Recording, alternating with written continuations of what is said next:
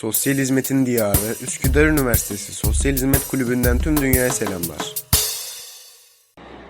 Hello everyone, I am Şeyda Ekinci. In this podcast of the Social Service Club podcast series organized by Üsküdar University Social Service Club, our faculty member, our valuable teacher, Dr. Hamun Kelgatdus will share with us his ideas and information about the violence against refugee women.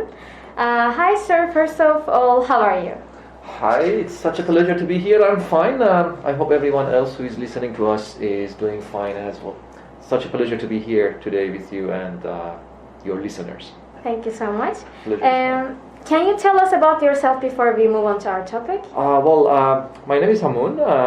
I born in 1979, an Iranian by nationality, but I spent most of my time living and working and studying and doing research in Asia, mostly in Singapore.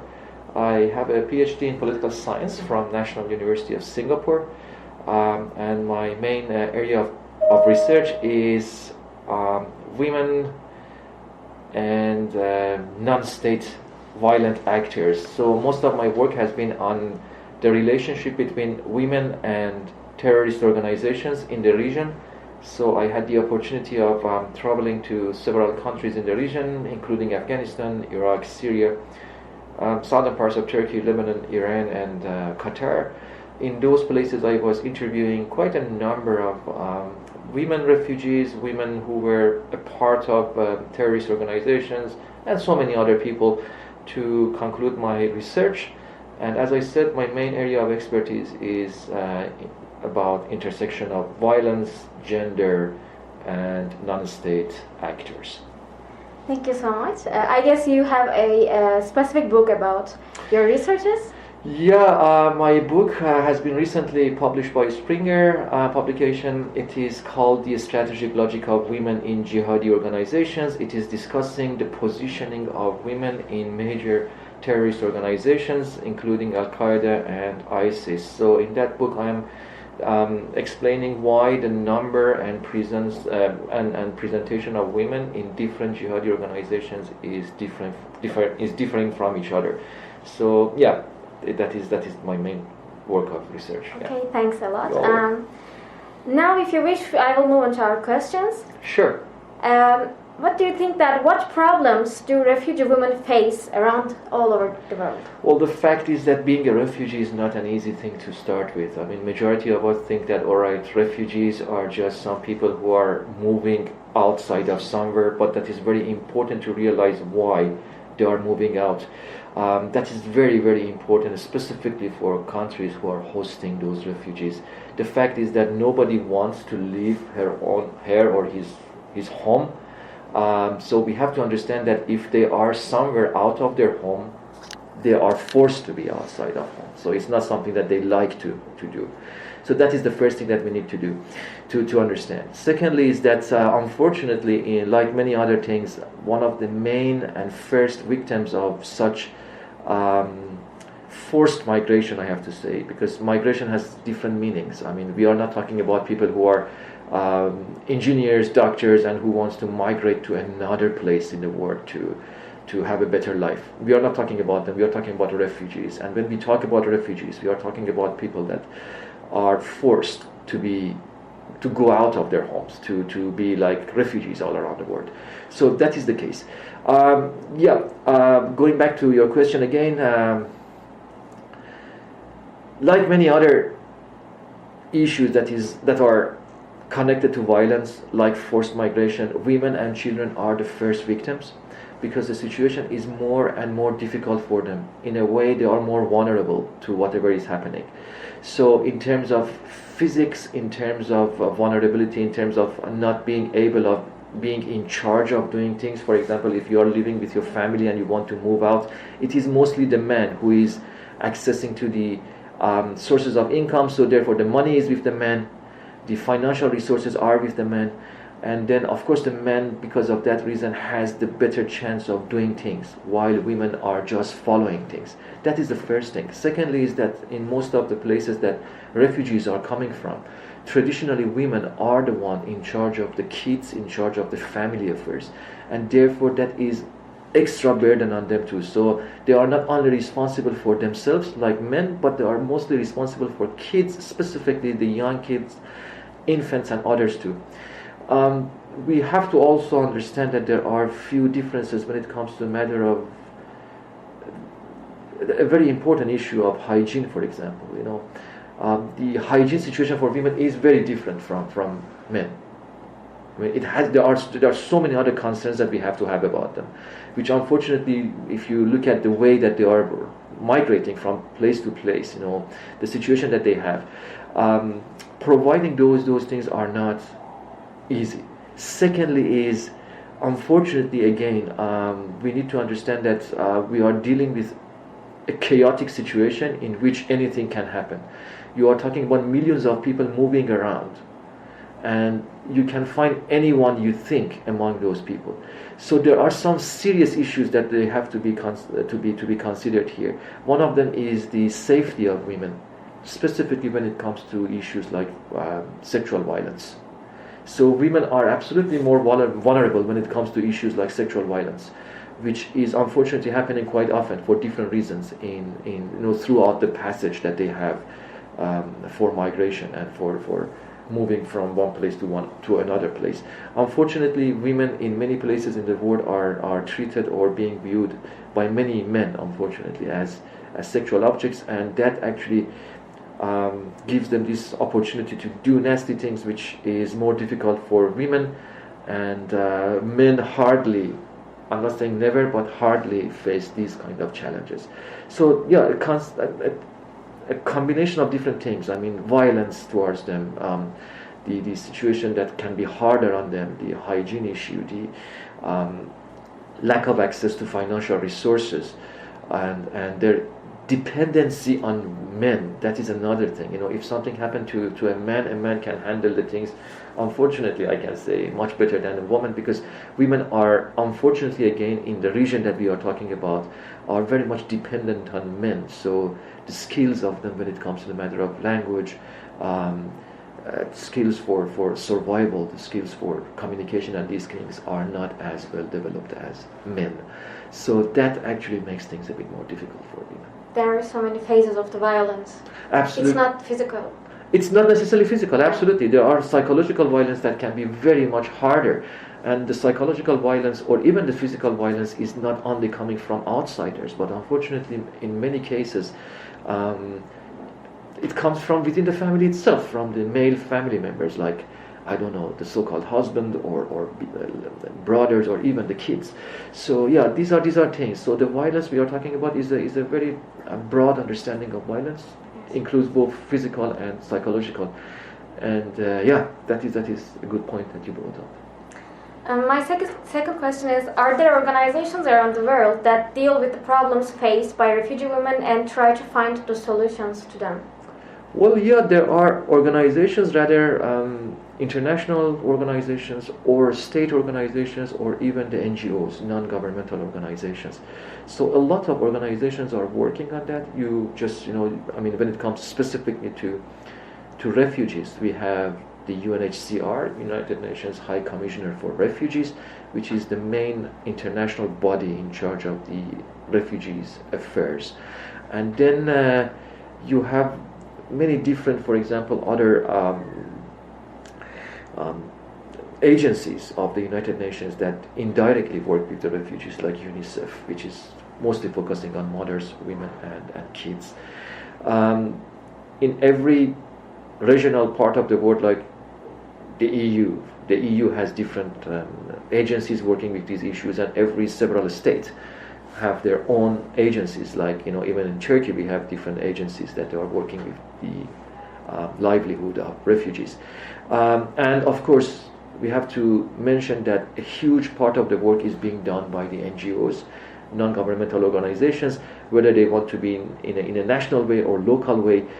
They are the main ones that are working on that. But and there are quite a number of these refugees a number of these organizations which are specifically working on women's issue, but the number of them is few, and the most important thing about them is the lack of resources, whether they want to be financial resources or expertise resources or geographical resources. Many of these NGOs or organizations are dealing with severe financial resource issue. I mean, they don't have much of resources to spend to provide better things. So the situation is not at all ideal. It is very much far from ideal, and unfortunately there is no reason to be very much hopeful about anything to be better.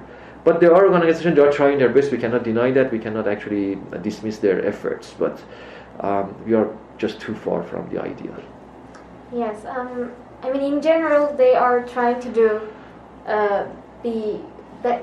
they are trying to have beneficial effects on the woman. And what solutions do they offer to the problems? The solutions.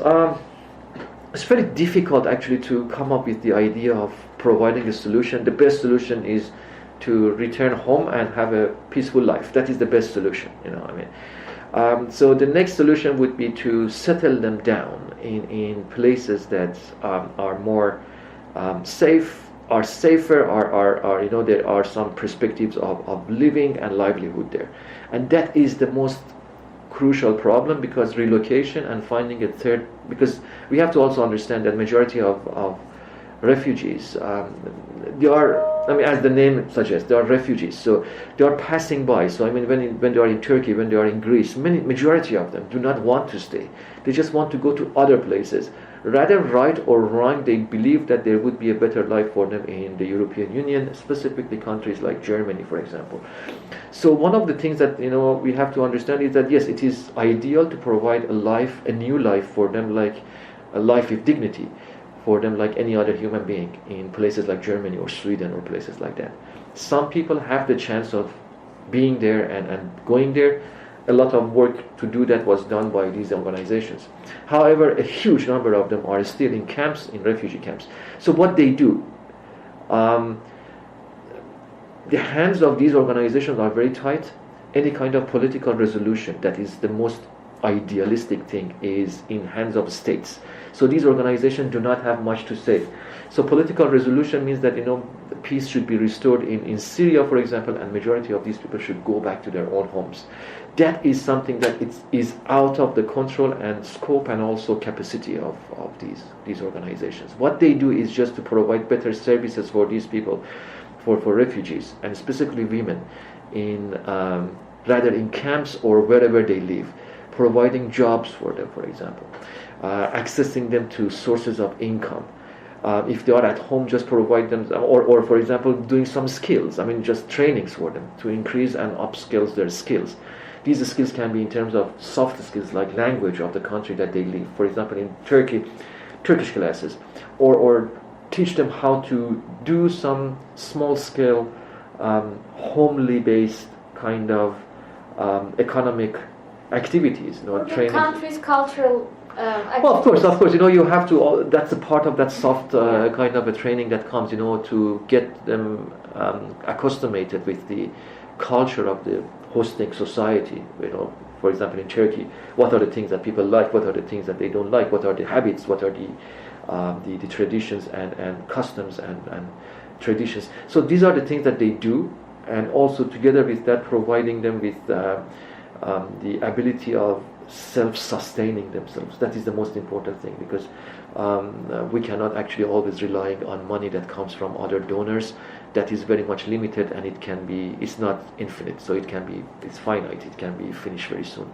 So in order to make them capable of joining the labor market, teaching them skills and helping them to be a productive part of the society.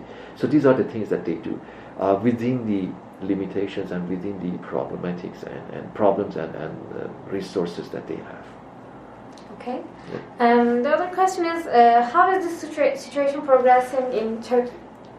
In general, the fact is that I guess as people who are living here, we all know that Turkey is the biggest home.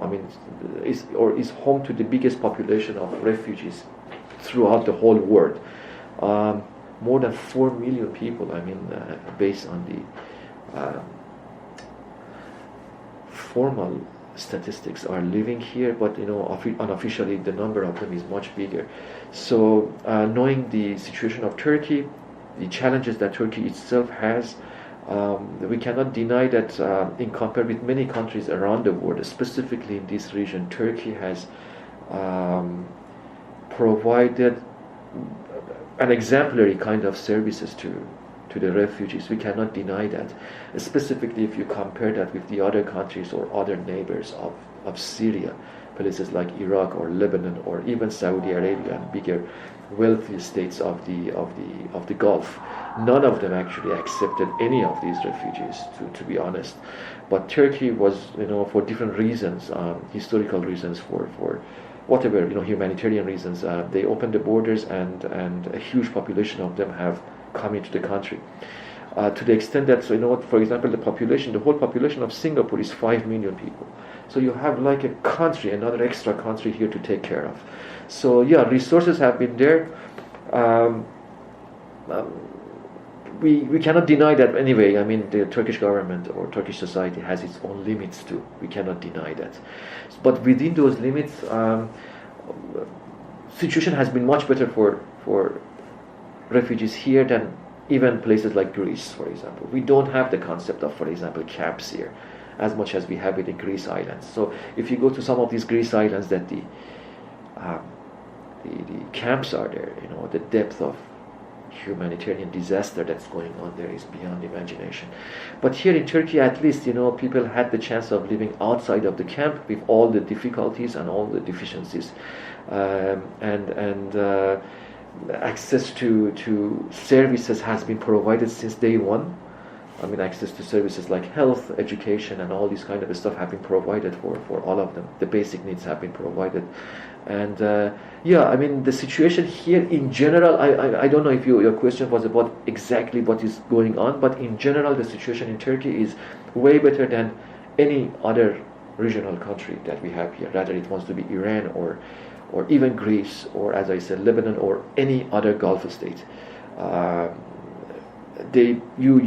In Turkey, you accepted those people. You are living with them, and as I said, the number is huge. So yeah, we have to give credit to Turkey within all the problems that the country itself has, yet managed to having these things, to sort out these things in a way. What do you think is the extent of violence against refugee women in Turkey? It could be physical or psychological. It's a very difficult and sensitive question to answer, honestly speaking, because we cannot deny that, I mean, out of 5 million people coming to a country, new people, new language, new habits, new demands, new needs, everything is new. So there are just two cultures suddenly coming into coexistence, and that is not easy, and it is impossible. Not only here, it's impossible for anywhere in the world that you suddenly have a huge number of people who are absolutely different from you suddenly come to your place and you say, all right, everything would be fine. It's not possible. So Turkey is not an exception in that sense too. There are some clashes. There have been some incidents. We cannot deny that, and that is, in my opinion, in many cases very much natural as well, because in both sides, the refugee sides and also the Turkish side, there are people that they are uncomfortable with the situation. We cannot deny that. Whatever the reason is that's a different story. But there are some people who are dissatisfied with the situation and they are uncomfortable with the situation. And the number of them, these kind of people can be found in any population around the world. We have this very simple saying that, there are bad people all around the world. Regardless of what your passport or what your nationality is, we have good people, and some people can be nasty. We cannot deny that. So, and it can be in any population, both the refugee population and the hosting population. There is no doubt about that. But one thing that we need to pay attention to is the overall bigger picture, which is referring back to what I was talking about. So there is no doubt that there have been some cases of physical and psychological assault against women, against refugees here. Not necessarily to be Syrian or Arab refugees, but even for African refugees or Iranian refugees or whatever they are. There is no doubt that being a vulnerable person. I mean, when you are a refugee, you are vulnerable. It means that you are vulnerable to the hosting society. You cannot be the one. I mean, we have this saying that everybody is a king in his or in her own place. But when you are out of that place, you are vulnerable. You are more vulnerable, and therefore you do not have that much of power that you have back home. That power means that as a citizen, as someone who knows the language well, who knows the culture better, so you don't have those kind of stuff. So you are more vulnerable. So when you are more vulnerable, therefore you would be under more risks. And unfortunately for women, as we know, the risk is higher in general. So you are talking about a woman who is out of her comfort zone in a place that's new. Being a woman, opens up everything of the vulnerability, unfortunately. And of course, we can expect something like this to happen. Very wrong it is. Even a single incident of harassment is wrong and has to be condemned. But we cannot deny that it has happened. It is happening, and it will happen. But at the same time, we also need to understand that generally, again, Turkish population has been very, in my opinion, my humble opinion, Turkish population has been very hospitable, actually, throughout all these years. It's more than a decade now. It's since 2011 until now. With all the difficulties, Turkish society has been very tolerant, I have to say. But yes, there are incidents, and we have to stop that. And that stopping of those even single, smaller incidents would be coming from education system. Education system is absolutely important for both the refugees and also the hosting members society. At schools, there has to be programs showing that, all right, the situation has been different. There are different people here now. And we have to learn, and the education system should teach us how to have a coexistence.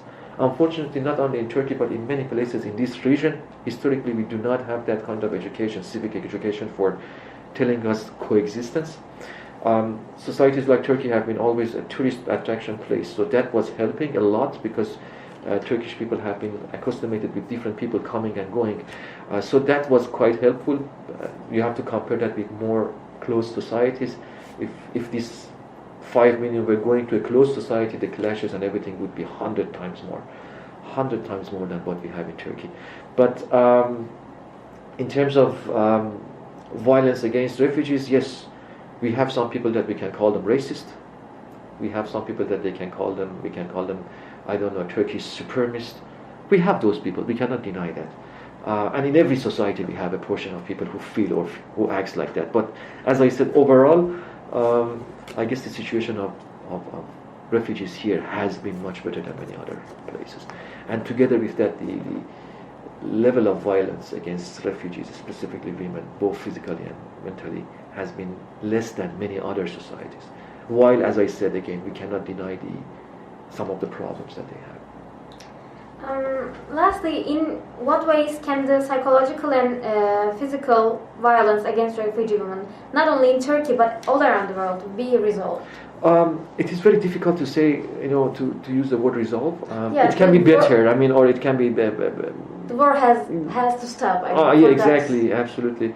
Education, I guess, plays a very, very important role. The key role here is the education. Education not only for the young generation, but also for the adults, for the older generation specifically, because young generation is more connected to the world, but middle-aged and older generations are still, living in a world that was very much into itself.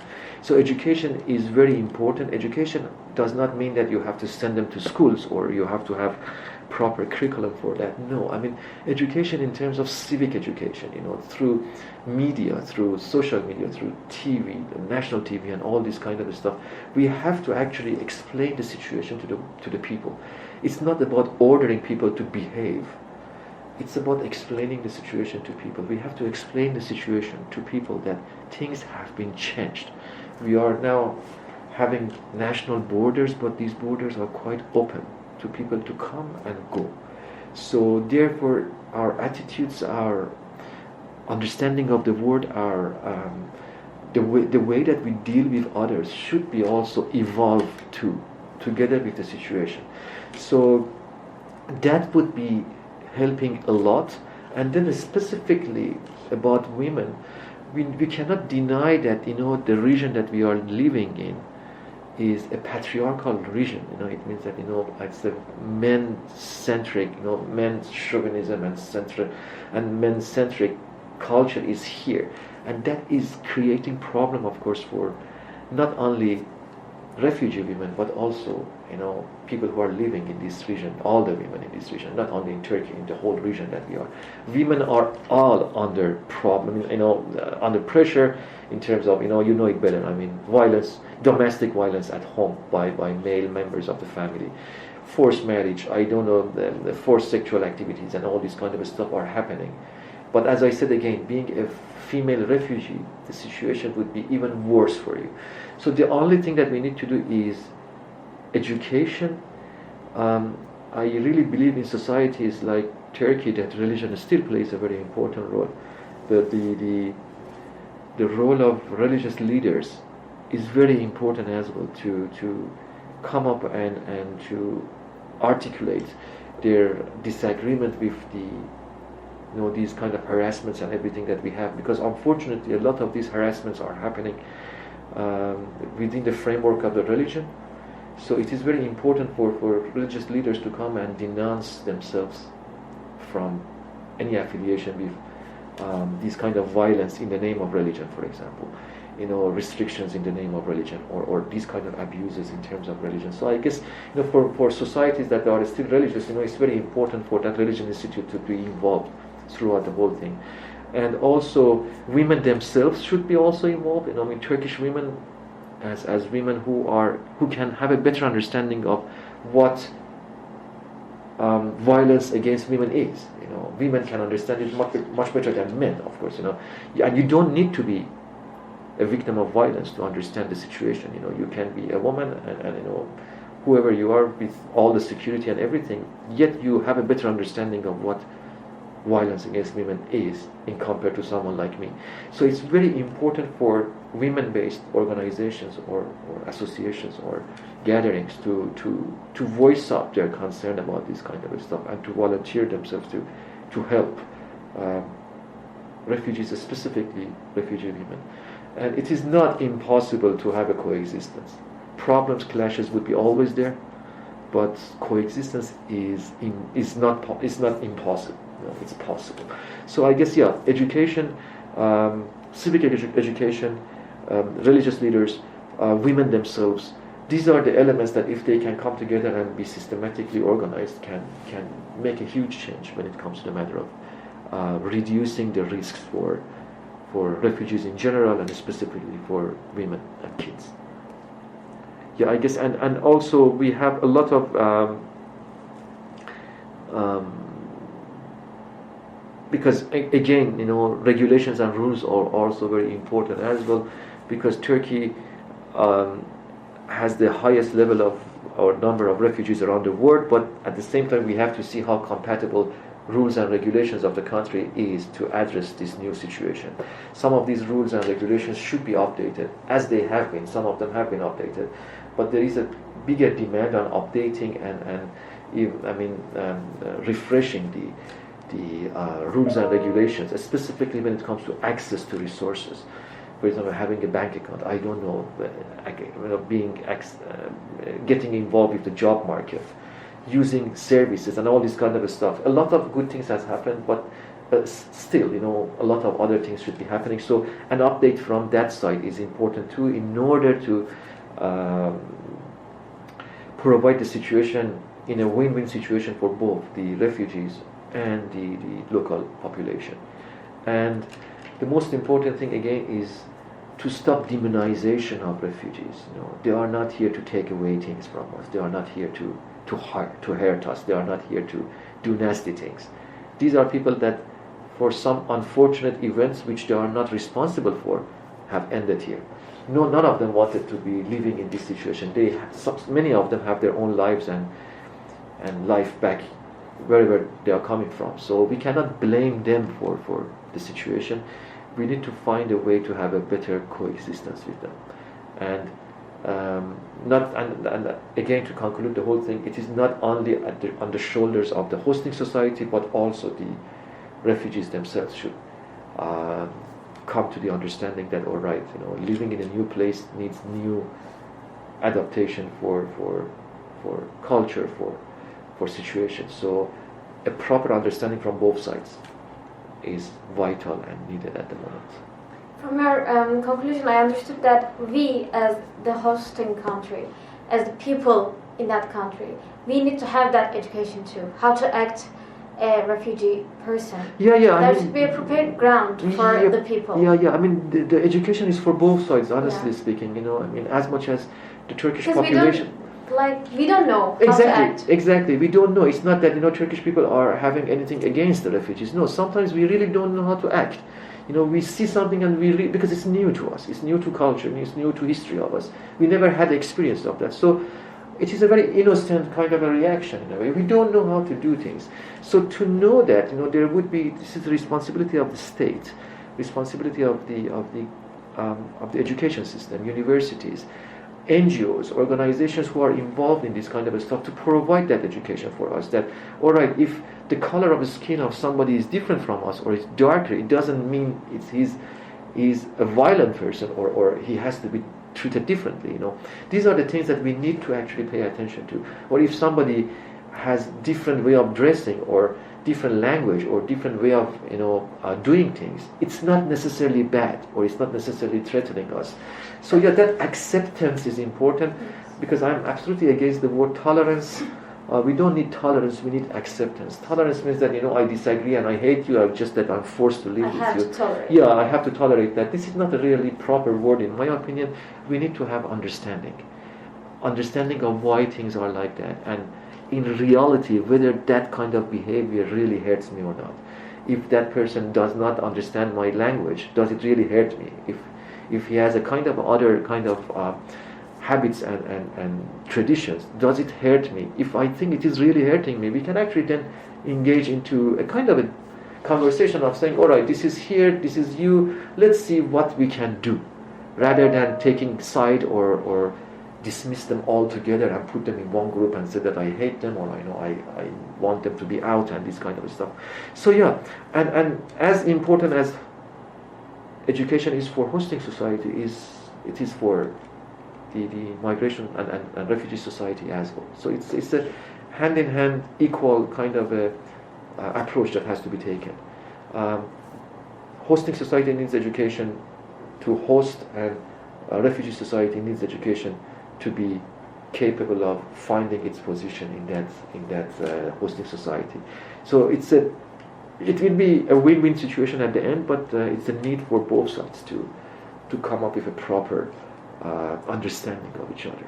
Understanding might hopefully end up in acceptance, which would be the ultimate goal of anything that we were searching for. Okay, thank you very much for your valuable information and opinions. Thank you very much for that. Thanks for the opportunity. I hope it was helpful. It was very general, but I hope that what we talked today could be helpful for the listeners. Thank you very much for having me here. Really appreciate it. First of all, thank you to everyone who listened to the podcast. To be informed about the continuation of the Social Service Talks podcast series and such events, you can follow us on our social media accounts in the description box below. Also, if you want to support our podcast series and other upcoming posts on YouTube, don't forget to subscribe our channel and like the video. We wish you a nice day. Goodbye.